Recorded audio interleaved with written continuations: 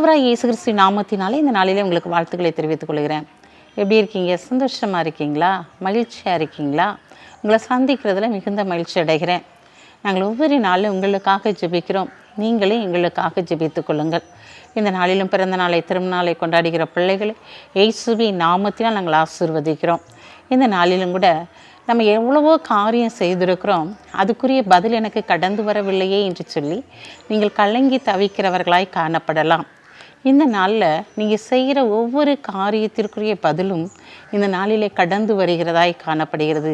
வாசிக்கிற கேளுங்க. பிரசங்கி 8ஆம் அதிகாரம் 6ஆம் வசனம். எல்லா காரியத்திற்கும் காலமும் நியாயமும் உண்டு, ஆதலால் மனுஷனுக்கு நேரிடும் சஞ்சலம் மிகுதி.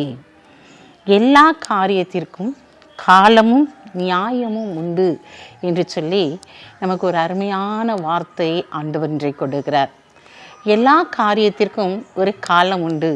இந்த நாளிலே நீங்கள் பதிலை பெற்றுக்கொள்கிற காலத்திற்காக கடந்து வந்திருக்கீங்க.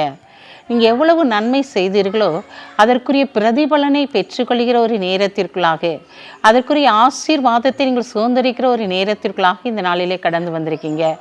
ஏன் கலங்கி தவிக்கிறீங்க? இந்த நாளில் ஆண்டவரே நான் இப்படிலாம் செய்தேனே, இப்படிலாம் உபவாசித்து ஜெபித்தேனே, நான் மற்றவர்களுக்கு உதவி செய்யணும்னு சொல்லி நான் எதிர்பார்ப்போடு செய்கிறேனே, ஏன் வாழ்க்கையில் மட்டும் ஏன் இந்த பிரச்சனை அப்படின்னு சொல்லி நீங்கள் கலங்கி தவிக்கிங்களா? இல்லவே இல்லைங்க. இன்றைக்கு உங்களை ஆசீர்வதிக்கும்படியாக நீங்கள் செய்கிற ஒவ்வொரு காரியத்திற்குற பதிலை தேவன் கொடுக்கும்படியாய் கடந்து வந்திருக்கிறார்.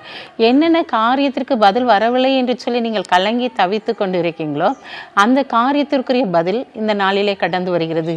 இதனால் ஒவ்வொரு காரியத்திற்கும் ஒரு காலம் உண்டு. இந்த காலம் உங்களுடைய வாழ்க்கையில் ஒரு ஆசீர்வாதத்தை சுதந்திரிக்கிற காலம். இந்த காலம் உங்களுடைய வாழ்க்கையில் பதிலை பெற்றுக்கொள்கிற காலம். நீங்கள் எத்தனை நாட்கள் உபவாசித்து ஜெபித்தீர்களோ அந்த காரியத்திற்குரிய பதில் இந்த நாளிலே உங்களுக்கு கடந்து வரப்போகிறது. அவர் நியாயம் செய்யும்படியாக அவர் கடந்து வந்திருக்கிறார். அதற்கு ஒரு நியாயம் உண்டு என்று சொல்லி வேதத்திலே நம்ம வாசிக்கிறோம். ஆம் பிரியமான சகோதரனே சகோதரியே, உன்னுடைய வாழ்க்கையில் எத்தனை போராட்டங்களோடு கண்ணீரோடு நீ கடந்து வந்திருந்தாலும், எவ்வளோ ஜெபித்து பதில் இல்லை என்று சொல்லி நீ சோர்ந்து போயிருந்தாலும் இந்த நாளிலே தேவன் உனக்கு பதிலை கொடுக்கிறார்.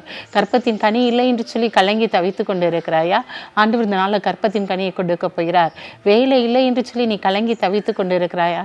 நல்ல ஒரு வேலை வாய்ப்பை தேவன் கொடுக்க போகிறார். பயப்படாதீங்க, பெரிய காரியங்களை காண்பீங்க. கண்களை முடிச்சு ஜெபிப்போம். அன்புள்ள ஆண்டவரே, இந்த நாளுக்காக உமக்கு நன்றி செலுத்துகிற தகப்பனே, இந்த நாளிலும் கூட உம்முடைய பிள்ளைகள் ஆண்டவரே வேதனையோடு துக்கத்தோடு கூட எனக்கு ஒரு நல்ல பதில் வராதா என்று சொல்லி எதிர்பார்ப்போடு காத்திருக்கிற காரியத்திலே ஒரு நல்ல பதிலை கொடுத்து நீர் அவர்களை ஆசீர்வதிக்கப்படுற தயவுக்காக உமக்கு நன்றி செலுத்துகிற தகப்பனே. கற்பத்தின் கனி இல்லாத பிள்ளைகளுக்கு கற்பத்தின் கனியை கொடுத்து, வேலை வாய்ப்பு இல்லாத பிள்ளைகளுக்கு வேலை வாய்ப்புகளை கொடுத்து அவர்களை நீர் ஆசீர்வதிக்கப்படுற தயவுக்காக உமக்கு நன்றி செலுத்துகிறோம். பிறந்த நாளை திரும்ப நாளை கொண்டாடுகிற பிள்ளைகளை இயேசுவின் நாமத்தினால் ஆசீர்வதித்து ஜெபிக்கிறேன் சப்பா. இந்த நாளிலும் கூட தகப்பனே அப்பா, நீடித்த நாட்களாய் காத்திருக்கிறது இருதயத்தை இழைக்க பண்ணும்.